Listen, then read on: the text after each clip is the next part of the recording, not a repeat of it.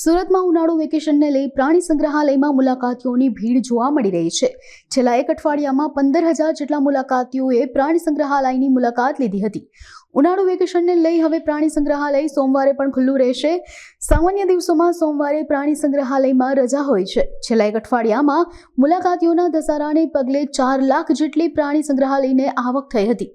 રવિવાર દરમિયાન 7,000થી વધુ મુલાકાતીઓએ પ્રાણી સંગ્રહાલયની મુલાકાત લીધી હતી। આ મુલાકાતીઓથી એક જ દિવસની 2 લાખથી વધુની કમાણી પ્રાણી સંગ્રહાલયને થઈ હતી। વધતી જતી ભીડને લઈ ટિકિટ બારીઓ પણ વધારવામાં આવશે। હું doctor Rajesh Patel, incharge zoo superintendent, Sarthana nature park, Surat Mahanagarpalika. Sarthana nature પાર્કમાં દર વર્ષે આપણે ઉનાળુ અને દિવાળી વેકેશનમાં મુલાકાતીનો ઘસારો વધારે રહેતો હોય। દર વર્ષે આપણે ઉનાળામાં પણ મુલાકાતીઓના સમયમાં જે ફેરફાર કરતા હોય છે, એમાં દર સોમવારે જે ઝૂ ચાલુ વર્ષમાં બંધ રહેતું હોય છે એની જગ્યાએ દર વેકેશનના સમય દરમિયાન દર સોમવારે ઝૂ ચાલુ રાખવામાં આવે છે। અને આ ઉનાળાના વેકેશન બી આગામી 5 તારીખથી શરૂ થનારું હોય। આવતી 5 તારીખથી દર સોમવારે વેકેશનના સમયગાળા દરમિયાન સોમવારે ઝૂ મુલાકાતીઓ માટે ખુલ્લું રહેશે।